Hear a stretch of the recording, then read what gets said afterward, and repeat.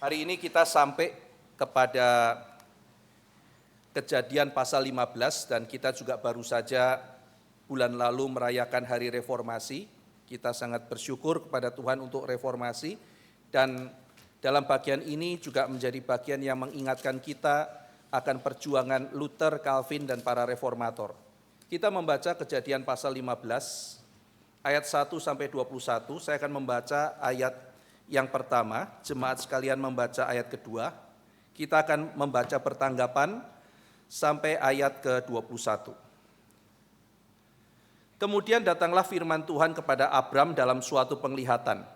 Janganlah takut Abram, akulah perisaimu, upahmu akan sangat besar.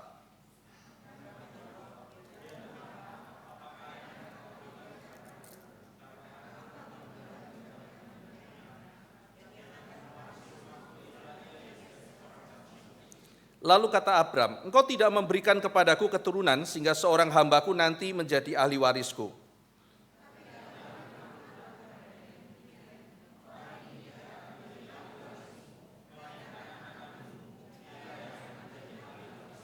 Lalu Tuhan membawa Abram keluar serta berfirman, coba lihat ke langit, hitunglah bintang-bintang, jika engkau dapat menghitungnya. Maka firman-Nya kepadanya, demikianlah banyaknya nanti keturunanmu.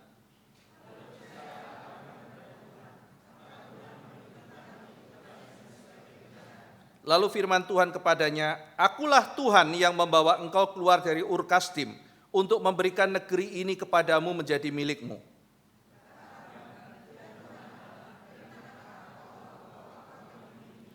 Firman Tuhan kepadanya, ambillah bagiku seekor lembu betina berumur 3 tahun, seekor kambing betina berumur 3 tahun, seekor domba jantan berumur 3 tahun, seekor burung tekukur dan seekor anak burung merpati.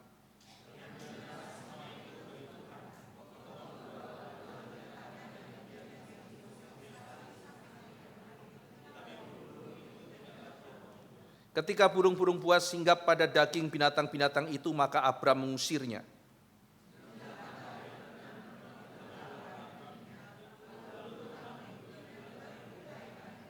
Firman Tuhan kepada Abram, ketahuilah dengan sesungguhnya bahwa keturunanmu akan menjadi orang asing dalam suatu negeri yang bukan kepunyaan mereka, dan bahwa mereka akan diperbudak dan dianiaya 400 tahun lamanya.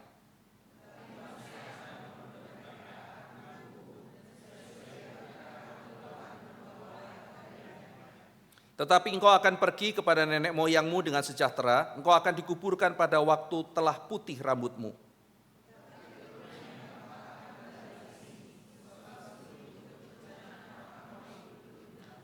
Ketika matahari telah terbenam dan hari menjadi gelap, maka kelihatanlah perapian yang berasap beserta sulu yang berapi lewat di antara potongan-potongan daging itu.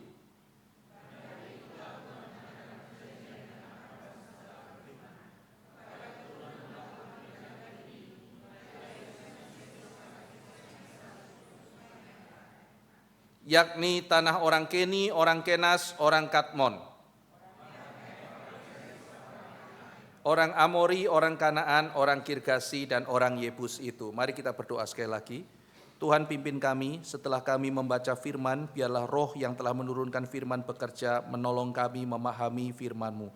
Tolong kami supaya kami boleh hidup di dalam dunia menjalankan tugas sebagai orang saleh. Pimpin kami, jagai kami dengan firman yang memelihara kami. Dalam nama Tuhan Yesus kami berdoa. Amin. Saudara, dalam pasal 12 kita sudah belajar mengenai doktrin panggilan, bahwa kita tidak mungkin menghadap Tuhan, datang kepada Tuhan, kecuali Tuhan yang berinisiatif memanggil kita. Maka orang Kristen percaya kehidupan kita itu hanya respon. Respon karena Tuhan terlebih dahulu memanggil kita. Bukan kita yang mencari Tuhan, demikian kata Yesus. Tetapi Tuhan yang terlebih dahulu mencari kita. Bukan kita yang terlebih dahulu mengasihi Tuhan, kata Tuhan Yesus. Melainkan Tuhan yang terlebih dahulu mengasihi kita. Itu sebabnya kita mengakui dalam liturgi kita, bahwa pada waktu kita mau datang pada Tuhan, dalam liturgi kita ada yang namanya panggilan beribadah. Setelah kita dipanggil, ada votum, maka kita datang menghadap Tuhan. Karena kita bukan datang dengan kekuatan kita sendiri, kita datang sebagai respon. Dan ketika kita mau pulang dalam dunia, kita menunggu diberkati dulu, kita menunggu diutus dulu, maka dipanggil oleh Tuhan, dikuatkan oleh Tuhan, diutus oleh Tuhan. Itu yang kita nyatakan setiap hari. Itu yang kita resapkan dalam tubuh kita, dalam pikiran kita setiap minggu, dalam liturgi kita. Bahwa saya datang karena dipanggil oleh Tuhan, bukan karena kekuatan saya sendiri. Saudara sekalian, selain itu di dalam pasal 15 ini, kita akan melihat bagaimana teologi perjanjian itu juga akan ditekankan. Panggilan nanti akan diteguhkan lagi dengan doktrin perjanjian atau covenant. Allah adalah Allah yang mengikat perjanjian dengan kita. Dan salah satu keunikan daripada teologi reform adalah menekankan covenant teologi atau teologi perjanjian. Orang-orang Kristen percaya bahwa Allah itu berjanji. Tetapi orang reform percaya bahwa dari awal sampai akhir, sampai zaman gereja, Allah memberikan satu janji yang berkesinambungan. Sehingga kita melihat sejarah bukan terkotak-kotak oleh banyak janji, tetapi sejarah manusia ditulis oleh satu janji Tuhan. Sehingga janji Tuhan untuk keselamatan di zaman Nuh adalah sama dengan janji Tuhan di zaman Abraham, adalah sama dengan janji di dalam Musa, janji pada Daud, janji pada Kristus, dan janji pada gereja sekarang ini. Jadi tidak ada banyak perjanjian.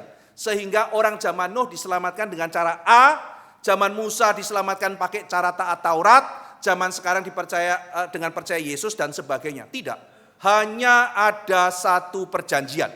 Itu namanya covenant teologi.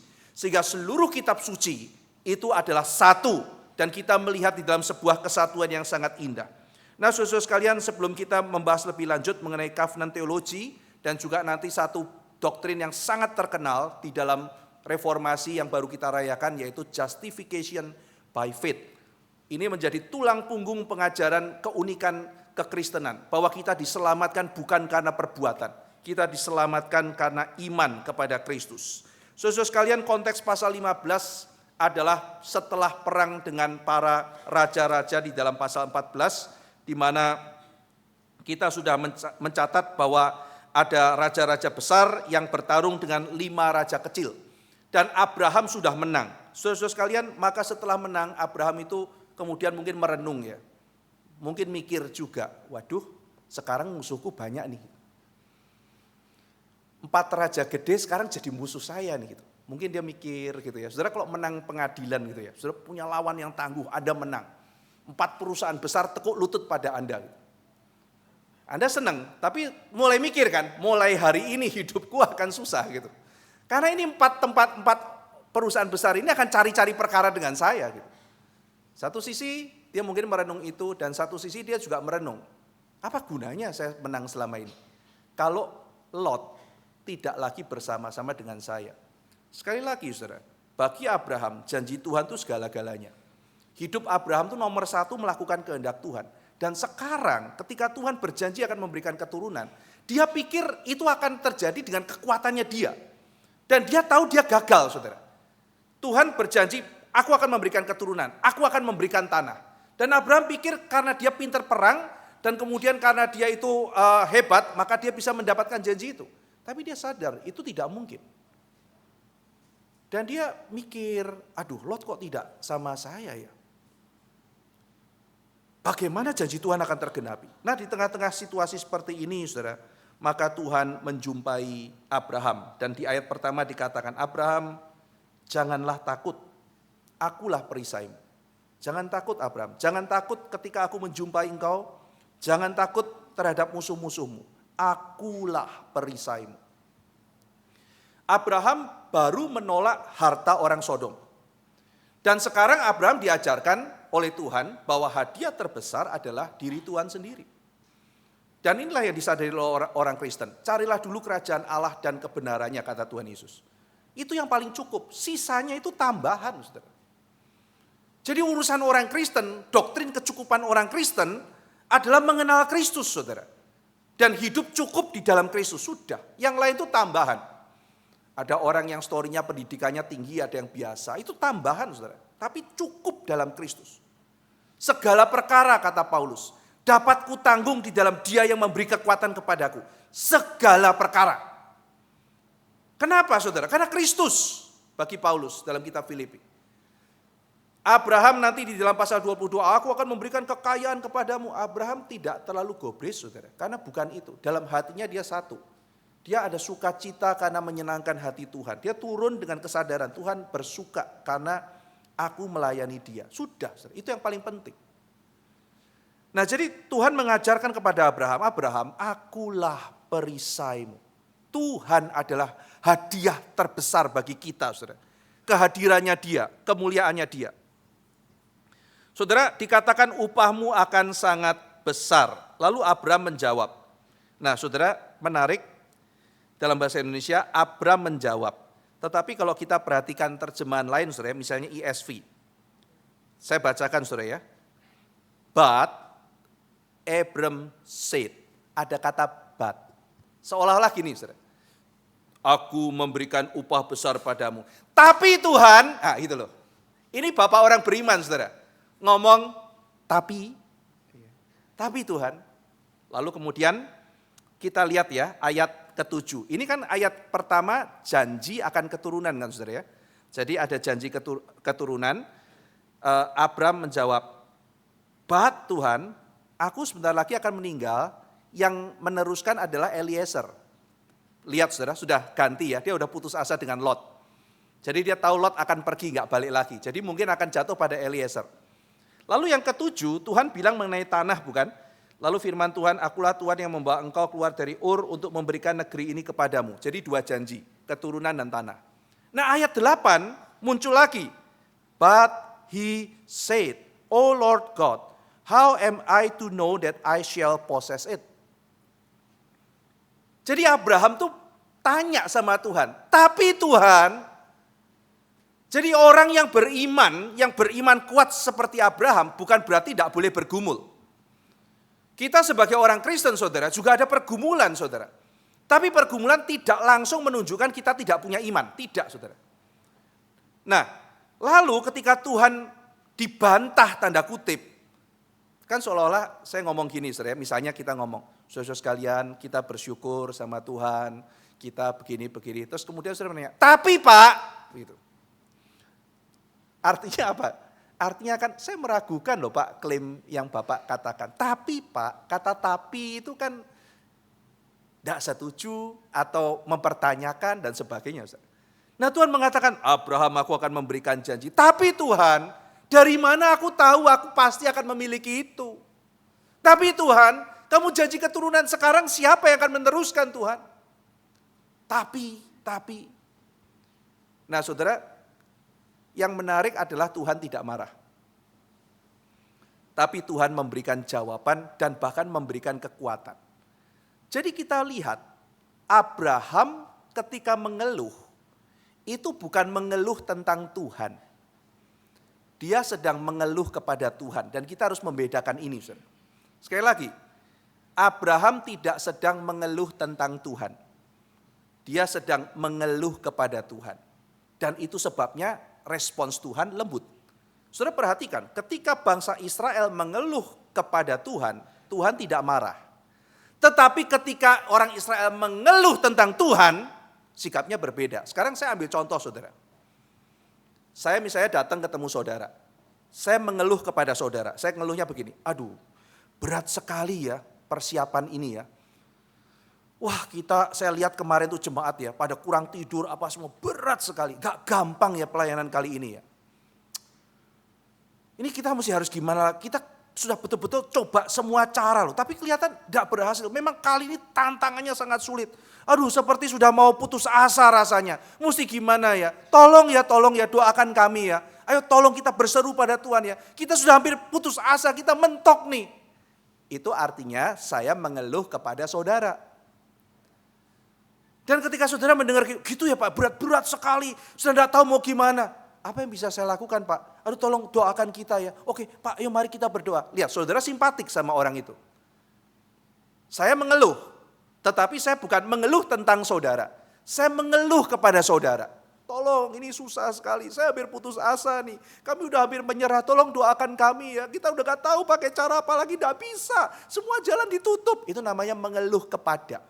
Tapi kalau saya bilang begini, tolong ini semuanya gak bisa. Apa yang bisa saya lakukan Pak? Gara-gara kamu gak tahu diri. Nah ini kan, kamu jahat, kamu gak peduli. Gara-gara kamu kita semua jalan tertutup. Wah saudara responnya juga pasti beda. Kok Bapak gitu? Jadi kamu nyalain saya Pak? Berantem kita saudara. Iya kan? Jadi kita mesti membedakan ketika Abraham mengeluh. Dia bukan mengeluh tentang Tuhan, dia percaya kok kepada Tuhan. Dia mengeluh karena dia lemah, dia enggak tahu mesti pegang apa, sulit sekali. Bahkan bukan sulit, enggak mungkin Tuhan gimana caranya supaya aku percaya, aku mau Tuhan. Cuma enggak bisa, tolong semua jalan sudah ditutup, saya bisa apa Tuhan, kira-kira seperti itu. Dan Tuhan bukan Tuhan yang mengatakan, ayo beriman lagi, dasar kamu anak kecil. Enggak saudara. Tuhan melihat teriakan jujur Abraham, karena teriakan itu bagian dari iman saudara. Dan Tuhan menguatkan Abraham. Saudara, pada waktu itu Abraham bergumul di dalam bagian pertama mengenai janji keturunan karena dia memang punya alasan saudara. Dia dalam kesulitan besar, yaitu apa? Kemandulan. Jadi Tuhan itu memang memberikan janji di tengah-tengah sesuatu yang tidak netral saudara. Sesuatu yang sangat sulit. Dia akan memberikan janji kepada Abraham yaitu keturunan yang besar, di tengah-tengah situasinya bukannya netral, sulit sekali. Yaitu istrinya tidak punya anak atau mandu. Nanti Yesus memberikan damai sejahtera di tengah-tengah situasi yang sulit sekali. Banyak sekali pembunuhan dan sebagainya. Tapi Tuhan memberikan janji. Dunia yang kacau, Tuhan memberikan janji. Jadi ketika Tuhan memberikan janji, dia menantang dunia ini. Saudara, orang kalau misalnya ahli, dia akan butuh tantangan. Ya kan, kalau ada seorang petinju pro internasional datang ke Indonesia, ya, Manny Pacquiao gitu ya, mau sparring lawan orang terbaik di Indonesia misalnya gitu ya, petinju internasional. Nggak mungkin kita bilang siapa ya, ada anak TK yang berani lawan dia, itu menghina saudara. Loh, kalau dia memang petinju internasional, siapa petarung terbaik Indonesia? Lawan dia. Ya kan, kalau misalnya tim Argentina atau Brasil datang mau main sepak bola sama kita saudara. Nggak mungkin, ya sudah SMP Logos sama SMP Calvin sparring lawan dia. Ya nggak mungkin saudara, menghina gitu kan ya. Yang mungkin yang terbaik dari seluruh pemain sepak bola di Indonesia dikumpulkan. Itu pun mungkin bukan lawan sepadan buat mereka. Mereka merasa ya okelah ini menyenangkan hati kamu gitu. Jadi kalau orang itu hebat saudara, dia itu perlu tantangan untuk menunjukkan seberapa hebat dia. Itu sebab Tuhan ngomong, gimana? Apa Abraham? Tuhan tantangan, apa tantangannya? Ini susah loh, itu sama kayak perkalian, itu anak SD bisa, apa susahnya? Aku gak ada anak, istriku mandul, oke, aku akan bikin kamu jadi bangsa besar. Hah? Itu baru seru gitu kan ya. Nggak mungkin kan, nggak mungkin. Oke, kita bikin ya. Jadi Tuhan tuh mau menunjukkan itu kepada kita saudara. Seringkali ketika kita lihat Tuhan enggak mungkin, mentok, hidupku mentok. Ingat saudara, kalau itu sudah mentok, cuma menunjukkan Tuhan kita tuh hebat. Kalau Daniel dibuang di gua kucing, enggak ada bagusnya saudara. Daniel dibuang ke gua kucing, meong, meong, aduh takut banyak kucing. Apa bagusnya cerita begitu saudara? Gua singa saudara. Kalau Pak Tong bilang karena Daniel lebih galak dari singa-singanya takut ya, gitu kan ya. Tuhan bikin Daniel itu imannya menakjubkan sehingga singa pun dijaga oleh Tuhan. Mulutnya tidak menjamah Daniel. Kalau Daud ngelawan anak TK seberang ya tidak bagus saudara. Lawannya mesti Goliat gitu. Dan akhirnya Daud mengejar-ngejar anak TK. Aduh tidak ada mulianya. Gitu. Musa membelah God gitu ya. Atau membelah sup tomat itu apa? Bruce Almighty film gitu ya. Wah, dia membelah sup tomat. Tidak ada menarik di dalam hal seperti itu. Justru karena ada laut merah yang besar, justru karena ada singa, maka Tuhan menunjukkan dia itu besar. Saudara, kadang dalam hidup kita berjumpa dengan hal-hal yang tidak masuk akal untuk kita tangani. Tapi saudara mesti ingat, janji Tuhan, pemeliharaan Tuhan itu muncul di tengah-tengah banyak kemustahilan. Untuk menunjukkan bahwa dia bekerja, untuk dia menarik perhatian dunia, bahwa ada satu kerajaan yang tidak seperti dunia ini. Satu kerajaan yang berbeda. Oke, apa yang terjadi? Mandul Tuhan. Siapa? Sarah, Ribka, Rahel, Hana, Mama Simpson, Elizabeth. Itu lihat daftarnya panjang, saudara. Dan Tuhan mengatakan, nah sekarang saya kasih kehidupan. Tuhan adalah Tuhan yang bekerja meskipun seolah-olah dunia empiris mengatakan tidak bisa mati. Oke, saya akan counter itu. Kamu hidup dalam kerajaan yang berbeda. Saya memberikan janji kehidupan melawan kematian. Itu sebabnya saudara, kita mengenang Natal ini adalah kita itu terbuka loh harusnya. Seperti Maria, hatinya terbuka. Maria itu yang terbuka bukan cuma rahimnya saudara. Hatinya, hidupnya terbuka. Untuk apa? Menyambut yang baru dari Tuhan. Tuhan mau hadir, Maria, jadilah padaku ya Tuhan sesuai dengan kehendak-Mu. Aku ikut, aku terbuka, rahim buka, hidup buka. Loh Maria, hidupmu akan susah loh, tidak apa-apa. Dengan dia terbuka pada Tuhan, hidupnya jadi susah. Dia difitnah nanti kan, wah kamu bisa hamil di luar nikah. Bahkan calon suaminya pun mau meninggalkan dia. Kalau Tuhan tidak menampakkan diri pada Yusuf, Yusuf mungkin akan meninggalkan dia. Dan mungkin banyak orang salah paham pada Maria. Karena nanti Yusuf digosipkan karena itu kan. Tidak mengandung, dikandung dari Roh Kudus. Hanya orang-orang tertentu yang tahu. Hanya orang tertentu yang percaya. Nah saudara sekalian dalam situasi yang sangat sulit seperti itu. Maria membuka hidupnya. Jadilah padaku ya Tuhan. Dan ini kita mau menjelang Natal. Kita buka hidup kita. Tuhan mau diarahkan kemana saya terbuka. Tapi saya sanggupkan saya untuk menerima kebaruan-Mu. Hidup dengan cara yang baru, kerajaan yang baru, bukan cara lama, bukan cara dunia. Dunia empiris seperti itu, tetapi saya hidup dalam dunia janji. Allah yang berjanji, dan Allah tidak mungkin ingkar janji. Saudara sekalian, itu sebabnya para murid dan kita sering disebut oleh Tuhan Yesus kaum dengan iman kecil. Yesus mengatakan kalau aku datang kedua kalinya apakah aku akan menjumpai iman dalam dunia ini. Iman itu begitu kecil, kita harus mengakui itu saudara. Iman kita begitu kecil. Kita sulit untuk menerima kebaruan dari Tuhan. Berpegang pada janji Tuhan. Murid-murid melihat ada badai besar, ketakutan. Saat itu mereka melihat badai lebih besar dari Yesus. Yesus ada di situ. Tapi mereka takut badai. Kenapa? Karena mereka pikir Yesus lebih kecil dari badai.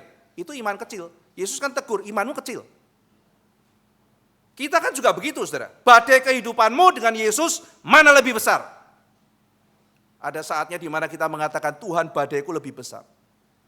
Kita gagal melihat Yesus lebih besar saudara. Kasih makan 5.000 orang.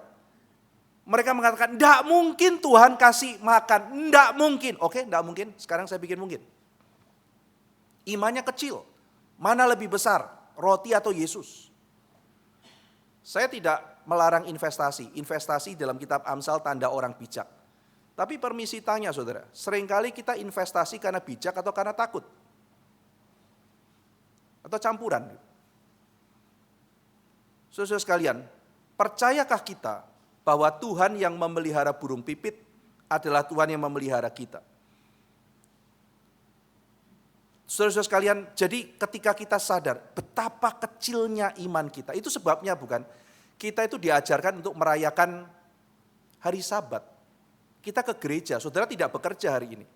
Kenapa? Karena saudara percaya rezeki itu dari Tuhan, meskipun kita harus bekerja keras. Dan ketika dunia ini merayakan scarcity atau kelangkaan, semua langkah-langkah, kamu harus mengumpulkan. Kita merayakan Sabat. Kita berpesta. Kita tahu bahwa dunia ini memang ada scarcity, ada kelangkaan. Tapi kita juga ingat bahwa di padang gurun Tuhan itu memberikan mana setiap hari. Ada kasih setia Tuhan. Itu sebabnya kita menjalani hidup dengan full of abundance. Penuh dengan kelimpahan. Itu sebabnya meskipun kita bukan orang kaya-kaya amat, tapi kita belajar memberi pada teman kita yang lebih kesusahan. Karena kita percaya bahwa Allah itu memelihara kita. Kita tidak tamak, tidak serakah.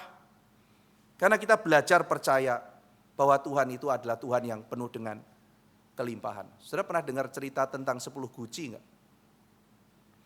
Suatu hari ada seorang kerja sama seorang raja. Dia terampil, lalu suatu ketika dia nemu satu lampu gitu, ternyata di situ ada jinnya dibebaskan. Ini kan cerita dongeng-dongeng gitu ya. Lalu jinnya bilang, saya akan kasih hadiah buat kamu. Karena melepaskan saya, minta apa? Ya ada pilihan apa? Pertama kebahagiaan, kedua kesehatan, yang ketiga kekayaan. Oh yang nomor 3 kekayaan. Oke, saya kasih kamu 10 guci. 9 guci isinya full emas. Tapi 1 guci terakhir itu kosong. Bingung orang itu. Pertama dia senang. Wih, uangku tambah, emasku banyak. Langsung 10, ada 9 gentong emas. Belum lama gajinya dinaikkan sama raja. Jadi gajinya naik plus 9 gentong emas. Cuma yang 10 itu penasaran dia. Yang ke-10 itu kosong. Saudara. Akhirnya tiap kali dia dapat gaji, dimasukin ke gentong ke-10. Tapi bertahun-tahun tidak pernah penuh, saudara. Sampai akhirnya karena tidak pernah penuh, dia ambil dari yang 9 itu dimasukkan ke yang 10. Dan dia penasaran kapan penuhnya, dan tidak pernah penuh, saudara. Akhirnya dia makin stres. Gajinya nambah, makin stres. Dan bukan hanya itu saja, makin habis. Sampai suatu hari raja tanya, kok saya lihat akhir-akhir ini kamu tambah murung ya, gajimu udah aku naikin terus, tapi kenapa kamu makin susah ya? Iya raja, tidak tahu nih rasanya semua serba nggak enak. Jangan-jangan kata raja, kamu terima tawaran seorang jin ya? Loh kok raja tahu? Benar ya? Kamu terima 10 gentong ya? Iya raja. Kenapa raja tahu? Saya juga pernah mengalaminya. Tapi saya sudah membuang 10 gentong itu. Ini cerita sebetulnya dongeng, saudara. Apa yang dimaksud dengan gentong ke-10 itu? Ketamakan kita, saudara. Itu yang menyebabkan ketakutan dan sebagainya, ketamakan kita. Tidak akan pernah bisa dipuaskan.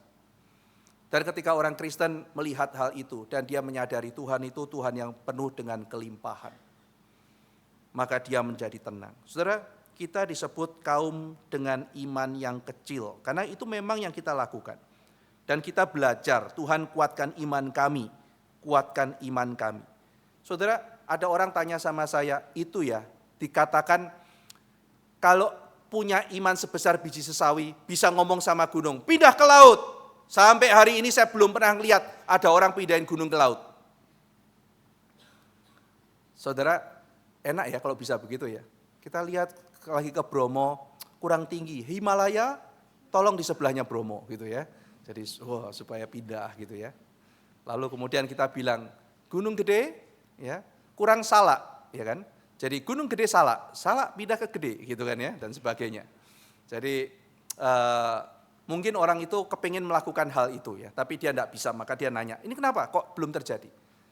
Asumsinya pasti imannya dia bukan iman biji sesawi, saudara. Imannya itu iman biji salak. Maka dia komplain, kenapa dibilang kalau punya iman biji sesawi bisa pindahin? Saya nggak bisa, berarti dia rasa bijinya biji salak. Tapi faktanya apa, saudara? Perkataan Yesus itu cuma menunjukkan satu, dari dulu sampai sekarang iman kita itu begitu kecilnya. Berarti kalau tidak bisa pindahin, di mata Tuhan Yesus, sebiji sesawi pun tidak ada. Itu faktanya, saudara. Kita tuh kadang-kadang sombong, saya iman biji salak, biji mangga, biji apapun gitu ya. Biji sesawi pun belum levelnya gitu. Karena memang seringkali kita begitu kok, kita ini lemah. Dan Tuhan mengerti itu, saudara. Tuhan mengerti itu. Maka Tuhan bilang sama Abraham, Abraham, coba lihat itu bintang-bintang di langit. Nah, di tengah-tengah iman yang lemah, maka Tuhan memberikan peringatan. Kita juga begitu, saudara. Nanti kita akan belajar tentang sakramen. Ketika kita sudah lemah imannya, kita melakukan perjamuan kudus, saudara. Ketika kita makan, iya ya, Tuhan mati buat aku diselamatkan gak ya? Benar gak ya janji Tuhan akan digenapi? Benar gak ya Yesus datang kembali? Waktu kamu makan roti itu, minum cawan itu, kamu sedang menantikan aku. Kamu sedang memberitakan bahwa kematianku itu dinyatakan di tengah-tengah dunia. Jadi itu mengingatkan kita, karena kita lemah, saudara. Kita perlu dikuatkan. Maka Tuhan memberikan peringatan-peringatan kepada kita. Karena kita harus menunggu. Abraham harus tunggu, kita juga harus tunggu. Dan di tengah-tengah kita lemah dan kita menunggu, Tuhan memberikan kepada kita elemen-elemen visual. Tuhan memberikan liturgi-liturgi untuk kita boleh mengingat. Abraham kan melakukan liturgi kan, Sikem, lalu kemudian Betel Ai, Negev. Kita juga melakukan liturgi tiap minggu. Dan minggu depan kita akan melakukan perjamuan kudus. Kita mengingat janji Tuhan. Kita menghayati janji Tuhan. Saya ini bagian dari tubuh Kristus. Maka itu sebabnya kan kita mempersiapkan hati. Saudara yang lagi benci-benci sama teman kita, berdoa Tuhan ampuni ya. Supaya waktu kita makan itu ya, saya ini tubuh Kristus. Tuhan bilang, kamu jangan makan tanpa mengakui tubuh Kristus. Orang lain yang kita benci itu mungkin juga tubuh Kristus loh. Lalu kita makan semeja sambil marah-marah, ya itu tidak benar. Maka kita mempersiapkan diri. Salah satunya adalah meja perjamuan, itu adalah meja di mana kita diingatkan bahwa saya itu diikat oleh Kristus. Saya itu punya Tuhan. Dan orang lain juga milik Tuhan. Kita semua saudara.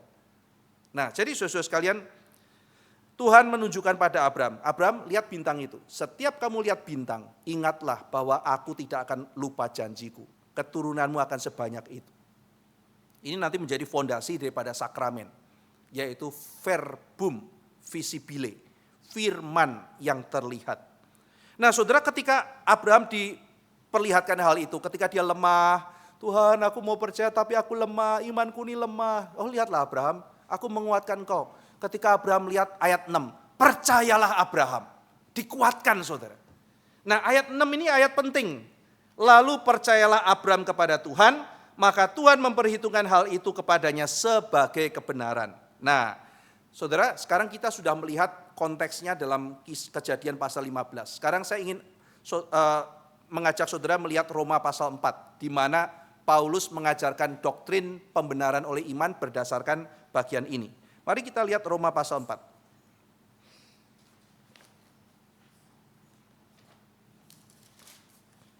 Jadi kalau kita sudah memahami perjanjian lama, itu akan memudahkan kita memahami perjanjian baru. Kita akan lihat Roma pasal 4 ya. Jadi apakah yang akan kita katakan tentang Abraham, bapak leluhur jasmani kita? Sebab jikalau Abraham dibenarkan karena perbuatannya, maka ia beroleh dasar untuk bermegah, tetapi tidak di hadapan Allah. Jadi zaman itu banyak penafsir Yahudi mengatakan Abraham itu dibenarkan karena dia sempurna. Mereka tetap percaya anugerah, tetapi Abraham itu taat, saking taatnya dia sampai dia dibenarkan. Nah, Paulus bilang begini, oke, kamu percaya satu poin ya, bahwa dalam teks-teks Yahudi dikatakan Abraham dibenarkan karena perbuatannya. Yang kedua, kamu juga percaya bahwa tidak ada satu orang pun boleh bermegah di hadapan Allah. Dua statement itu tidak akan konsisten. Jadi itu ayat pertama. Kalau Abraham dia dibenarkan karena perbuatan, berarti dia bisa bermegah di depan Tuhan. Karena kalau dia melakukan sesuatu dan dia patut menerimanya, maka itu menjadi hak. Sekali lagi saudara ya, kalau Abraham melakukan sesuatu, maka dia punya hak. Dan orang yang tidak memberikan hak, itu utang.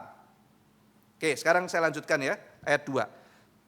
Sebab apakah yang dikatakan nas kitab suci, lalu percayalah Abraham kepada Tuhan dan Tuhan memperhitungkan hal itu kepadanya sebagai kebenaran. Nah ini kan kutipan langsung ya, jadi di sini Paulus mengutip Kejadian 15 ayat 6. Nah di dalam bagian ini Paulus mau mengajarkan bahwa doktrin pembenaran oleh iman, justification through faith, yang sudah diajarkan di pasal 3 Roma, itu bukan hasil karangan Paulus.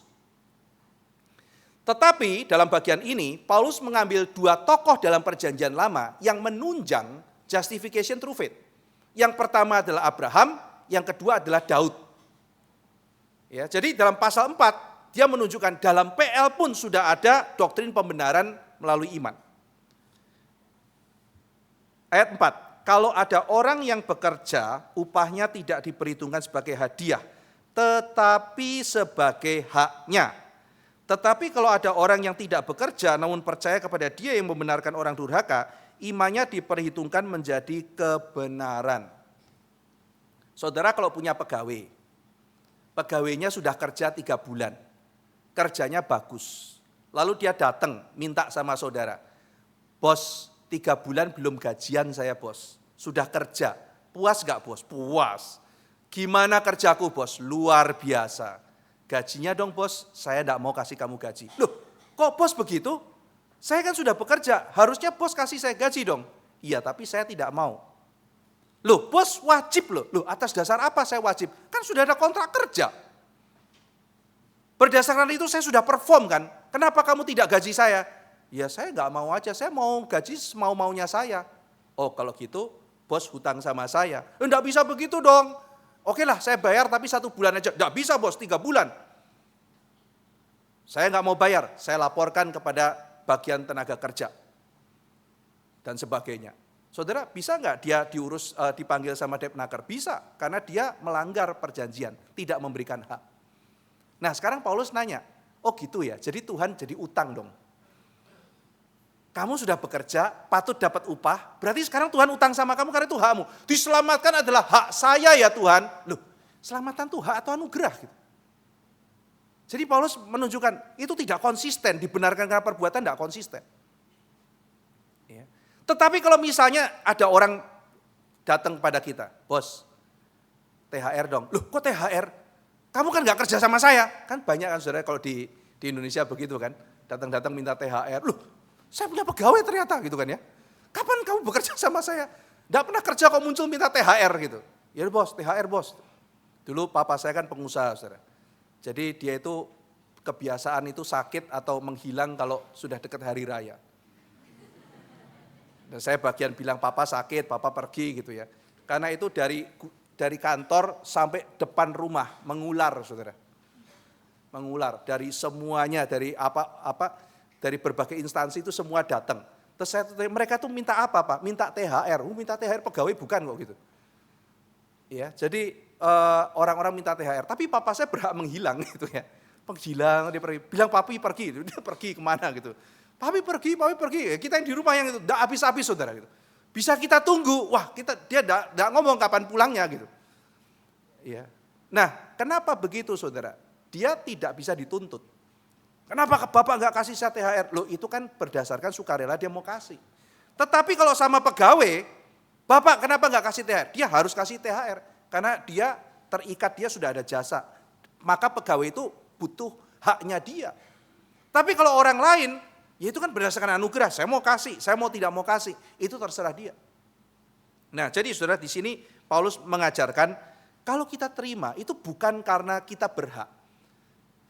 Kalau doktrin karena saya berbuat baik, maka artinya saya berhak. Tuhan utang sama kita. Tapi kalau saya diselamatkan karena iman, maka saya terima anugerah. Kira-kira argumentasi Paulus begitu. Lalu ayat ke-6, Paulus mengajarkan mengenai Daud.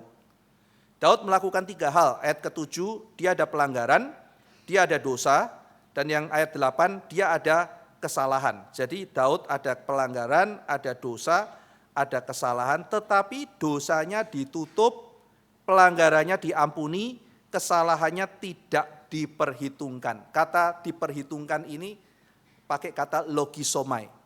Di dalam bagian atas ketika bicara Abraham itu dalam terminologi keuangan. Jadi kayak ngitung, diperhitungkan itu dihitung, terus dimasukkan ke dalam rekening saudara. Jadi apa yang Tuhan hitung lalu masukkan ke dalam rekening Abraham. Yang dimasukkan bukan perbuatan baiknya, yang dihitung itu adalah imannya. Yang bagian kedua di bagian Daud, ini pakai istilah legal. Diperhitungkan tidak bersalah, diperhitungkan benar, itu karena iman, bukan karena perbuatan. Jadi baik dari sisi ekonomi atau terminologi hukum, menunjukkan bahwa manusia dibenarkan karena imannya, bukan karena perbuatannya. Nah jadi ayat yang ke-9, apakah ucapan bahagia ini hanya berlaku bagi orang bersunat saja atau juga bagi orang tidak bersunat? Nah sekarang diperluas argumentasinya. Sebab telah kami katakan bahwa kepada Abraham iman diperhitungkan sebagai kebenaran. Dalam keadaan manakah hal itu diperhitungkan? Sebelum atau sesudah ia disunat? Bukan sesudah disunat tapi sebelumnya. Dalam pasal 15, Abraham sudah disunat belum saudara? Apakah Abraham sudah disunat? Belum. Abraham nanti disunat pasal berapa? Pasal 17. Minggu depan kan masih pasal 16 ya. Pasal 16 itu menarik, saudara boleh ajak yang lain tuh, mengenai menikah dengan Hagar. Ya, jadi kita melihat secara soteriologi nanti apa kaitannya, apa itu Hagar, apa itu Ismail, apa itu Ishak. Nanti kita akan melihat juga argumentasi Paulus dalam kitab Galatia mengenai Hagar, Ismail dan sebagainya. Itu sangat menarik ya, kaitannya dalam perjanjian lama dan perjanjian baru. Nah, jadi di sini Paulus mengatakan Abraham itu dibenarkan di pasal 15 sebelum disunat. Bukan sesudah disunat. Jadi antara pasal 15 setelah dia dibenarkan sama disunat, kira-kira itu ada ahli mengatakan 13 tahun, ada ahli mengatakan 14 tahun. Orang Yahudi sendiri ada yang mengatakan 29 tahun, kita tidak tahu. Tapi anggaplah kebanyakan para ahli mengatakan 13-14 tahun. Jadi orang dibenarkan karena sunat? Tidak, karena sebelum disunat sudah dibenarkan. Jadi nanti argumentasi orang kalau tidak dibaptis atau tidak disunat itu tidak selamat, itu tidak valid. Nanti pada waktu Paulus menghadapi orang yang mengatakan orang itu harus disunat baru diselamatkan. Alkitab mengatakan enggak, Abraham itu dibenarkan dulu baru disunat. Maka dalam ayat yang ke-11 dikatakan dan tanda sunat itu diterimanya sebagai materai kebenaran. Sunat itu materai, sunat itu tanda. Tanda apa Pak? Nah kalau saudara lihat ya di depan ada tulisan GRII Kertajaya, itu tanda saudara. Menandakan apa Pak? Ada fisiknya GRII Kertajaya, sesuai tanda itu. Jadi sunat itu juga tanda. Tanda apa? Tanda Abraham dibenarkan saudara. Jadi sunatnya sendiri tidak pembenaran. Sunat itu materai kata Paulus. Menunjukkan bahwa Abraham sudah dibenarkan. Oh ini implikasinya dalam saudara. Jadi nanti Paulus mengatakan, jadi kalau Abraham itu dibenarkan dulu baru disunat. Lalu kemudian Abraham itu dibenarkan dulu baru turun hukum Taurat. Kamu tidak bisa mengatakan manusia diselamatkan karena sakramen. Kamu nggak bisa mengatakan manusia diselamatkan karena perbuatan. Kamu nggak bisa mengatakan manusia diselamatkan karena sunat atau karena taat pada hukum Taurat. Karena Abraham sudah diselamatkan dulu, sudah dibenarkan dulu. Nah, maka Abraham adalah bapak bagi orang yang bukan hanya bersunat. Dia menjadi contoh orang diselamatkan bagi seluruh umat manusia karena belum bersunat. Maka dia nanti mengatakan Abraham itu sesuai janji Tuhan, bapak segala bangsa, bukan cuma bapak orang Yahudi. Nah maka dalam covenant teologi orang reform, kita tidak membedakan Israel jasmani sama Israel rohani, saudara. Maksudnya begini, orang Israel jasmani punya cara keselamatan sendiri, kita dompleng keselamatannya orang Israel jasmani. Sehingga ada keistimewaan bagi Israel jasmani. Kita tidak membedakan itu. Nah maka pertanyaan bagaimana pendapat Anda mengenai perang Israel sama Palestina, itu sangat bergantung bagaimana cara dia melihat kaitan antara Israel jasmani dan rohani. Ya, bagi orang reform tidak ada keistimewaan bagi Israel jasmani. Karena Paulus mengatakan kamu di dalam Kristus itu Israel tulen atau Israel sejati. Jadi Israel secara rohani. Kita ini umat kepunyaan Allah, bukan bangsa literally seperti itu. Pak, tapi dia bangsa banyak keistimewaan. Ya namanya Tuhan itu baik gitu loh. Tuhan itu memberkati satu bangsa yang pernah dipakai oleh dia. Sisa-sisanya masih kelihatan, itu adalah anugerah kemurahan Tuhan. Ya. Tetapi kita melihat tidak ada keselamatan yang berbeda misalnya, tidak. Kalau dia mau selamat, keselamatannya adalah tetap melalui Kristus, itu satu perjanjian. Nah jadi saudara sekalian, di sini kita melihat bahwa ketika Paulus mengangkat di dalam Roma pasal keempat, kita melihat satu teologi yang sangat strong sekali, justification through faith, kebenaran melalui iman, bagaimana Abraham itu sudah dibenarkan sebelum dia disunat, dan sebelum Taurat itu diberikan. Nanti Paulus melanjutkan perjanjiannya. Sehingga betullah janji Tuhan, kata Paulus, bahwa Abraham itu bapak segala bangsa, bukan cuma satu bangsa. Dan sebagaimana Abraham dibenarkan melalui iman, kita ini loh yang bukan tanda kutip suku Yahudi. Tetapi kita dibenarkan dengan cara yang sama seperti Abraham, yaitu melalui iman. Bukan karena perbuatan. Nah saudara, setelah menjelaskan kebenaran melalui iman, Abraham kan lega ya, oh Tuhan janji keturunan beres. Terus Tuhan mancing. Tanah juga loh aku kasih ke kamu loh. Ayat 8. Tapi Tuhan tahu dari mana aku akan memilikinya. Nah sekarang Tuhan jawab saudara, janji yang kedua. Pakai cara apa saudara? Pakai tanda darah. Pertama, pakai tanda bintang di langit. Yang kedua, pakai tanda darah. Oh, kamu mau tahu ya bahwa aku menepati janjiku ya? Oke, kita bikin perjanjian. Apa yang harus kulakukan Tuhan? Ambil 5 macam binatang, belah jadi 2, kecuali burung ya. Belah jadi 2, taruh di tanah. Ya, dia belah 2, taruh di tanah. Lalu kemudian Abraham sudah ngeri ini saudara. Waduh, ini kalau kayak begini caranya, saya biasanya pasti akan disuruh lewat ke situ. Karena itu cara orang ancient Near East untuk melakukan perjanjian, saudara. Cara perjanjiannya begitu. Nah, saudara nanti bisa melihat misalnya ada di bagian ini ya, di Yeremia pasal 34. Yeremia pasal 34 ayat 18 sampai 20, orang Israel itu membelah binatang menjadi 2 lalu melewat sambil berjanji. Tuhan, aku berjanji akan melepaskan budak. Karena Tuhan mengatakan kami ini dulu budak, kami dilepaskan, maka kami harus melepaskan budak. Maka tahun ke-7 kami akan lepaskan. Begitu dilepas saudara, mereka ngerasa kok aku rugi secara material ya, diambil lagi budaknya. Jadi mereka melanggar janji. Karena mereka melanggar janji, Tuhan mengatakan saya akan serahkan kamu, saya akan hukum kamu karena kamu melanggar janji. Jadi ini perjanjian saudara ya, jadi orang itu akan lewat biasanya pihak yang lebih rendah, misalnya orang utang sama saya. Pak, utang Pak buat bisnis, oke. Tapi nanti bayar ya, iya janji sana. Dia potong binatang jadi 2 terus dia lewat dan bilang, kalau saya tidak bayar utang Pak Ivan, biar saya terserak, terpecah, terkoyak seperti binatang ini. Pak Ivan boleh koyak-koyak saya kayak begini, kira-kira kayak begitu. Saudara. Janjinya seperti itu.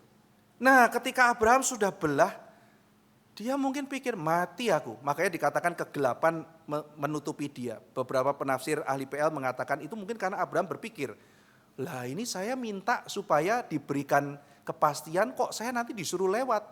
Lalu janji, kalau saya tidak bisa mendapatkan tanah ini untuk Tuhan, biar saya terkoyak. Ya pasti aku terkoyak, aku siapa gitu. Wah Abraham udah ketakutan. Saudara. Tiba-tiba Tuhan menampakkan diri, lalu Tuhan bilang, Abraham, kamu nanti keturunanmu memang yang akan mewarisi, bukan kamu. Kamu nanti akan pulang dalam sejahtera. Keturunanmu akan mewarisi ini. Tapi nanti keturunanmu akan dibuang 400 tahun pergi ke satu bangsa. Tapi yang menindas kamu itu akan saya hukum. Ini bicara mengenai Mesir nanti saudara ya. Kenapa? Karena aku masih sabar sama orang Amori, penduduk tanah Kanaan. Sampai kejahatannya memuncak, baru nanti mereka saya panggil pulang. Wah, Abraham mendapatkan visi mengenai apa yang terjadi di hari depan. Lalu setelah itu Tuhan meneguhkan perjanjiannya. Sekarang saya berjanji ya, apa yang terjadi saudara? Tuhan sendiri yang lewat di antara binatang itu. Tidak masuk akal saudara. Harusnya kan Abraham yang lewat. Tapi Abraham tidak lewat. Tuhan yang lewat. Seolah Tuhan mengatakan, Abraham kan aku janji ya memberikan tanah sama kamu ya. Itu kan janji pada kita saudara. Kita dijanjikan tanah surgawi loh. Kerajaan surga. Dan Tuhan bilang, kalau aku tidak menepatinya, biarlah aku terkoyak. Dan sekaligus dalam janji itu kita melihat sesuatu yang unik saudara. Dan kalau kamu tidak mentaatinya, aku juga yang akan terkoyak. Ini namanya anugerah. Kalau Tuhan tidak menepati janji terkoyak ya oke. Tapi ini janji yang melampaui itu saudara. Janji Tuhan adalah bahkan ketika Abraham, saya dan saudara tidak bisa menepati janji itu. Dia yang akan terkoyak buat kita. Saudara ingat gak ketika Yesus malam-malam itu mengatakan darah ini, cawan ini adalah darah apa? Perjanjian. Kapan dia janji saudara? Itu Kejadian 15. Darah perjanjian akan dikoyakkan. Ya dia menepati janjinya. Oh karena Tuhan tidak menepati janji dikoyak. Bukan Tuhan yang tidak tepat janji. Saya yang melanggar perjanjian itu dengan saudara. Kita yang berdosa. Dan Tuhan itu setia pada janjinya. Dan dia penuh kasih. Di dalam Yesus Kristus dia menebus kita. Itu yang kita peringati dalam perjamuan kudus saudara. Janji Tuhan itu. Maka Yesus mengatakan darah perjanjian itu dialirkan bagi kita. Sungguh sukacita yang luar biasa saudara. Nah nanti sore kita akan membahas mengenai penentang-penentangnya. Karena Sola fide itu tidak semua orang terima. Ya, Katolik tidak bisa terima, beberapa orang Injili tidak bisa terima, dan kemudian melakukan perlawanan. Kita perlu mempelajari kenapa kita tetap memegang sola fide di tengah-tengah gempuran begitu banyak orang yang tidak setuju pada doktrin sola fide. Kebenaran oleh iman, pembenaran bukan karena perbuatan. Dan hari ini ketika kita membaca Kejadian pasal 15, kita menjumpai Injil, damai sejahtera yang Tuhan berikan pada kita. Mari kita berdoa. Bapa dalam surga, terima kasih untuk Injil yang Tuhan berikan, dan kami melihat Injil yang demikian jelas dalam Kejadian pasal 15. Kami seringkali tidak bisa melihat keindahan, kemuliaan Tuhan, dan betapa besar apa yang Tuhan berikan pada kami, sehingga kami jarang terima kasih. Kami hari ini melihat betapa kayanya, limpahnya pemberian Tuhan pada kami. Ajar kami hidup kudus, ajar kami melayani, bukan kami seolah-olah berkorban bagi Tuhan, tapi kami hanya mau menunjukkan ucapan terima kasih untuk pemberian berharga yang Kau berikan. Terima kasih ya Tuhan, dalam nama Tuhan Yesus kami berdoa. Amin.